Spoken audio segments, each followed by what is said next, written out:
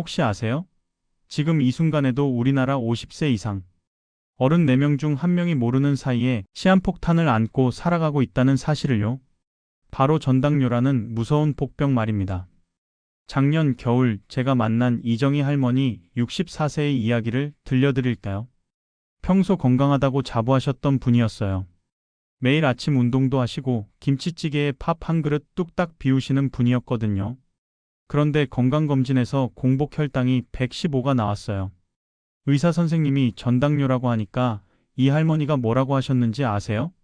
아, 당뇨가 아니라서 다행이네. 115면 괜찮은 거 아닌가요? 라고 하셨어요.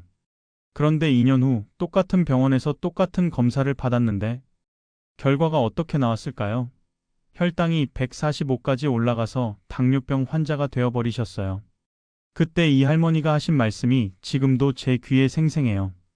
그때 진작 관리할 걸 그랬다. 의사 선생님 말을 귀담아 들을 걸 그랬다고 펑펑 우시더라고요. 이런 일이 바로 우리 주변에서 매일 일어나고 있어요. 질병관리청에서 발표한 자료를 보면 우리나라 성인 당뇨병 유병률이 꾸준히 증가하고 있고 특히 50대 이상에서 급격히 늘어나고 있다고 해요. 그런데 더 무서운 건 전당뇨 단계에서는 증상이 거의 없어서 모르고 지나가는 경우가 너무 많다는 거예요. 전당뇨란 무엇일까요? 말 그대로 당뇨병 직전 단계예요. 혈당이 정상보다는 높지만 아직 당뇨병으로 진단되지는 않은 상태죠. 공복 혈당이 100에서 125 사이에 있거나 당화혈색소가 5.7에서 6.4% 사이에 있으면 전당뇨로 진단됩니다. 이 수치만 봐도 아시겠지만 정상과 당뇨병 사이에 아주 얇은 경계선에 서 있는 거예요. 박민수 아저씨 61세는 작년 건강검진에서 공복 혈당이 108이 나왔어요. 의사 선생님께서 전당뇨라고 하니까 처음엔 당뇨가 아니라서 다행이라고 생각하셨대요. 그런데 알고 보니 전당뇨 환자의 25%가 3년 안에 당뇨병으로 진행된다는 사실을 알고 나서 깜짝 놀라셨거든요. 하지만 여기서 희망적인 소식이 있어요. 전당뇨는 되돌릴 수 있어요. 생활 습관만 제대로 바꿔도 정상 혈당으로 돌아갈 수 있거든요. 실제로 많은 연구에서 식이요법과 운동요법만으로도 당뇨병 발생을 50% 이상 줄일 수 있다고 보고하고 있어요. 김순자 할머니 67세는 전당뇨 진단을 받고 나서 생활 습관을 완전히 바꾸셨어요. 매일 30분씩 걷기 시작하고 밥도 적게 먹고 단 음식도 끊으셨어요. 6개월 후에 다시 검사해보니 공복 혈당이 118에서 92로 떨어져서 정상 범위로 돌아왔거든요. 의사 선생님도 깜짝 놀라셨다고 해요. 그런데 안타까운 건 대부분의 분들이 전당뇨라는 진단을 받고도 심각성을 잘 모르신다는 거예요. 당뇨가 아니니까 괜찮다고 생각하시는 분들이 너무 많아요. 하지만 전당뇨 자체도 이미 혈관 손상이 시작되는 단계예요.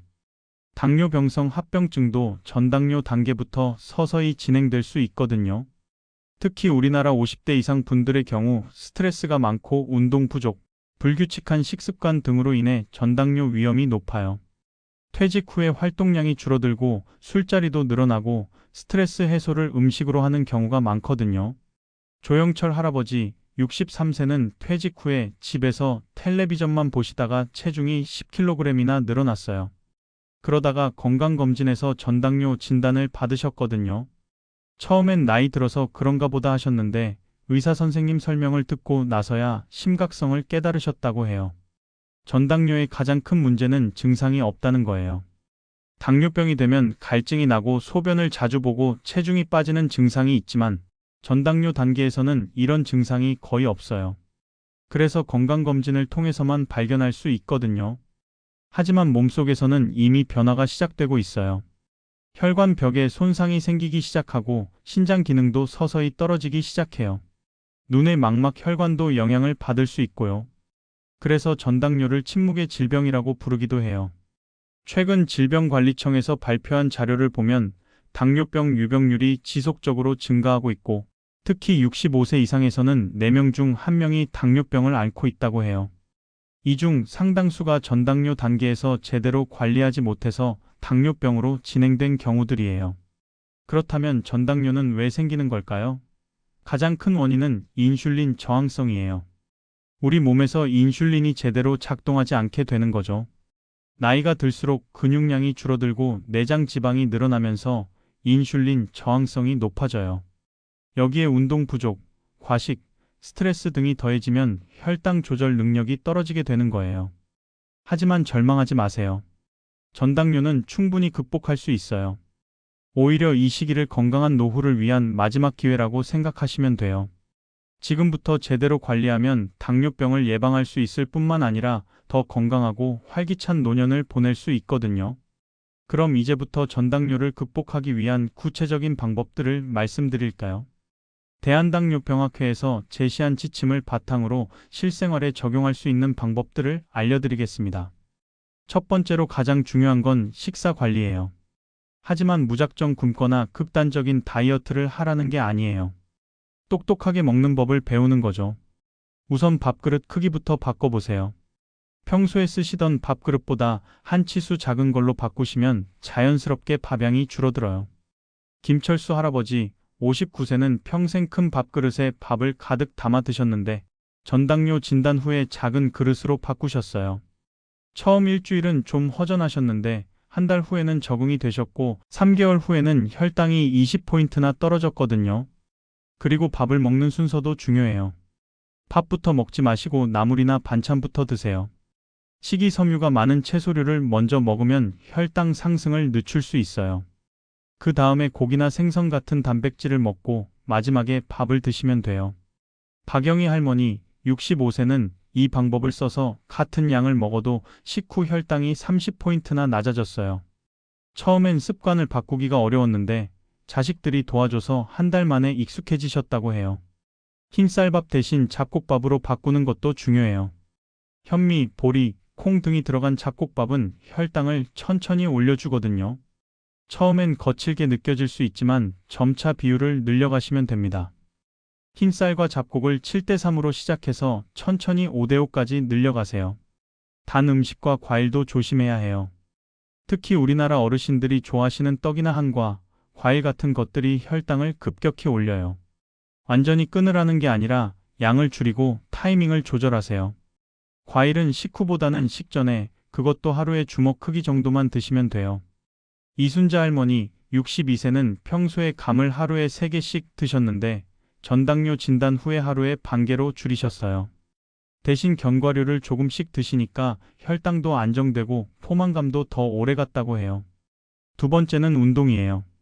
거창한 운동을 하라는 게 아니에요. 하루 30분씩 걷기만 해도 충분해요. 질병관리청에서도 권장하는 가장 기본적인 운동이 걷기거든요. 가장 안전하고 누구나 할 수 있는 운동이에요. 처음에는 10분부터 시작하세요. 집 앞 한 바퀴 돌고 익숙해지면 20분, 30분으로 늘려가시면 돼요. 특히 식후 30분 후에 15분만 걸어도 혈당 조절에 큰 도움이 돼요. 식후 혈당 스파이크를 막아주거든요. 정만순 할아버지 68세는 처음에 운동이라고 하면 헬스장에 가야 한다고 생각하셨어요. 그런데 의사 선생님이 그냥 동네 한 바퀴 걸으라고 하시니까 부담이 없어서 시작하셨거든요. 지금은 매일 아침 1시간씩 걸으시는데 혈당도 좋아지고 체중도 5kg이나 빠지셨어요. 근력 운동도 중요해요. 나이가 들수록 근육량이 줄어드는데 근육이 혈당을 소모하는 주요 기관이거든요. 집에서 할 수 있는 간단한 맨몸 운동만 해도 돼요. 스쿼트, 팔굽혀펴기, 플랭크 같은 운동을 일주일에 3번 정도 하세요. 세 번째는 체중 관리예요. 체중을 5%만 줄여도 혈당 조절에 큰 도움이 돼요. 70kg이시면 3.5kg만 빼면 되는 거예요. 갑자기 많이 빼려고 하지 마시고 한 달에 1kg씩 천천히 빼세요. 김영자 할머니 63세는 체중이 75kg에서 70kg으로 5kg을 빼셨는데 그것만으로도 혈당이 현저히 좋아졌어요. 다이어트를 한 게 아니라 그냥 밥양을 조금 줄이고 매일 걸었을 뿐인데 자연스럽게 빠진 거죠. 네 번째는 스트레스 관리예요. 스트레스가 혈당에 미치는 영향을 과소평가하면 안 돼요. 스트레스를 받으면 우리 몸에서 코르티솔이라는 호르몬이 나와서 혈당을 올려요. 특히 만성적인 스트레스는 인슐린 저항성을 높여서 당뇨병 위험을 증가시켜요. 스트레스 해소법은 사람마다 달라요. 어떤 분은 친구들과 이야기하는 걸 좋아하시고 어떤 분은 혼자 조용히 책을 읽는 걸 좋아하세요. 본인에게 맞는 방법을 찾으시면 돼요. 장기수 할아버지 66세는 퇴직 후에 할 일이 없어서 스트레스가 많으셨어요. 그래서 동네 게이트볼 동호회에 가입하셨는데 친구들과 어울리면서 스트레스가 많이 줄어들었고 혈당도 안정되었다고 해요. 다섯 번째는 충분한 수면이에요. 잠을 제대로 못 자면 혈당 조절이 어려워져요. 하루에 7시간에서 8시간 정도는 주무셔야 해요. 그리고 규칙적인 수면 패턴을 유지하는 것도 중요해요. 매일 같은 시간에 자고 같은 시간에 일어나세요. 여섯 번째는 정기적인 검사예요. 3개월에 한 번씩은 혈당 검사를 받으세요. 집에서도 혈당 측정기로 확인할 수 있어요. 특히 식후 2시간 혈당이 중요한데 140 이하로 유지되어야 해요. 마지막으로 금연과 금주예요. 담배와 술은 혈당 조절을 어렵게 만들어요. 특히 담배는 혈관을 손상시켜서 당뇨병, 합병증 위험을 높여요. 술도 혈당을 불안정하게 만들고 체중 증가의 원인이 되죠. 이 모든 것들을 한 번에 다 바꾸려고 하지 마세요. 하나씩 천천히 습관으로 만들어 가시면 돼요. 가장 중요한 건 꾸준히 실천하는 거예요. 결론 오천자. 지금까지 전당뇨에 대해서 자세히 말씀드렸는데요. 마지막으로 가장 중요한 것들을 다시 한번 정리해서 말씀드릴까요? 전당뇨는 절대 가볍게 넘길 문제가 아니에요. 하지만 동시에 절망할 필요도 없어요. 오히려 우리 몸이 보내는 마지막 경고 신호라고 생각하시면 돼요. 지금 시작하면 충분히 정상으로 돌아갈 수 있거든요. 앞서 말씀드린 여러분들의 사례를 보셔도 아시겠지만 생활 습관만 바꿔도 놀라운 변화를 경험할 수 있어요. 김순자 할머니처럼 6개월 만에 정상 혈당으로 낮아지신 분도 계시고 박영희 할머니처럼 같은 양을 먹어도 혈당이 30포인트나 낮아진 분도 계세요. 핵심은 작은 변화부터 시작하는 거예요. 갑자기 모든 걸 바꾸려고 하면 스트레스만 받고 오래 지속하기 어려워요. 대신 일주일에 하나씩 새로운 습관을 추가해 보세요. 이번 주에는 밥그릇 크기를 바꾸고 다음 주에는 매일 10분씩 걷기를 시작하고 그 다음 주에는 잡곡밥으로 바꾸는 식으로 말이에요. 무엇보다 중요한 건 꾸준함이에요. 하루 이틀 잘해봤자 소용없어요. 평생 해야 하는 거니까 너무 무리하지 마시고 본인 속도에 맞춰서 천천히 변화해 가세요. 완벽하지 않아도 괜찮아요. 어제보다 조금이라도 나아지면 성공하는 거예요. 가족들의 지지도 중요해요. 혼자서 하기 어려우니까 가족들에게도 도움을 요청하세요. 함께 걷기도 하고 건강한 음식도 같이 먹고 서로 격려해주면 훨씬 쉬워져요. 최정호 아저씨는 부인이 함께 걸어주셔서 착심삼일로 끝날 뻔한 운동을 1년 넘게 계속하고 계세요. 정기적인 검사도 빼먹지 마세요. 3개월마다 한 번씩은 병원에서 정확한 검사를 받으시고 집에서는 일주일에 2번 정도 혈당을 재보세요. 숫자로 확인할 수 있어야 동기부여도 되고 성취감도 느낄 수 있거든요. 혈당 측정기 사용법도 간단해요. 손가락 끝을 알코올 솜으로 닦고 체열침으로 살짝 찌른 다음 나온 피 한 방울을 시험지에 묻히면 돼요. 5초 만에 결과가 나와요. 아침에 일어나서 공복 혈당을 재고 식후 2시간에 한 번 더 재보세요. 목표 수치도 알아두세요. 공복 혈당은 100 미만, 식후 2시간 혈당은 140 미만이 정상이에요. 전당뇨라면 공복 혈당을 110 미만으로, 식후 2시간 혈당을 160 미만으로 우선 목표를 잡으세요. 그리고 점차 정상 범위로 낮춰가시면 돼요. 음식 일기를 쓰는 것도 도움이 돼요. 뭘 언제 얼마나 먹었는지, 그때 혈당이 어떻게 변했는지 기록해보세요. 그러면 어떤 음식이 본인 혈당에 나쁜 영향을 주는지 알 수 있어요. 사람마다 다르거든요. 어떤 분은 바나나를 먹으면 혈당이 많이 오르는데 어떤 분은 괜찮아요. 운동할 때도 무리하지 마세요. 처음부터 너무 열심히 하려고 하면 부상 위험도 있고 오래 지속하기 어려워요. 몸이 아프면 하루 이틀 쉬어도 괜찮아요. 다시 시작하면 되거든요. 중요한 건 포기하지 않는 거예요. 병원 정기 검진도 중요해요. 전당뇨라고 해서 병원을 안 가면 안 돼요. 3개월에 한 번씩은 내과에서 혈당 검사를 받으시고 1년에 한 번은 안과에서 망막 검사도 받으세요. 신장 기능 검사도 필요하고요. 조기 발견이 가장 중요해요. 약물 치료가 필요한 경우도 있어요. 생활 습관 개선만으로 혈당이 잘 조절되지 않으면 의사 선생님과 상담해서 약물 치료를 고려해 볼 수 있어요. 메트포르민 같은 약물이 전당뇨 치료에 도움이 될 수 있거든요. 약을 먹는다고 해서 실패한 게 아니에요. 필요한 치료를 받는 거죠. 동기부여를 위해서 성공 사례를 많이 들으세요. 주변에 전당뇨에서 정상으로 돌아간 분들이 많이 계세요. 그분들의 이야기를 들으면 나도 할 수 있다는 자신감이 생겨요. 인터넷 카페나 동호회에 가입해서 정보도 나누고 격려도 받으세요. 가장 중요한 건 희망을 잃지 않는 거예요. 전당뇨 진단을 받았다고 해서 인생이 끝나는 게 아니에요. 오히려 더 건강한 삶을 살 수 있는 새로운 시작이에요. 지금까지 몰랐던 건강한 습관들을 배우고 더 활기찬 노년을 준비할 수 있는 기회죠. 마지막으로 당뇨병이 되었다고 해도 절망하지 마세요. 요즘은 좋은 약들이 많이 나와서 혈당 조절이 훨씬 쉬워졌어요.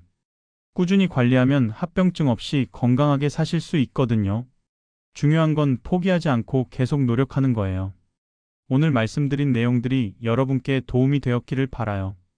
도움이 되셨다면 구독, 좋아요, 알림 설정, 댓글 부탁합니다. 전당뇨는 충분히 극복할 수 있어요. 지금 시작하세요. 내일부터가 아니라 오늘부터요. 작은 변화가 큰 결과를 만들어낼 거예요. 여러분의 건강한 미래를 위해 응원하겠습니다. 감사합니다.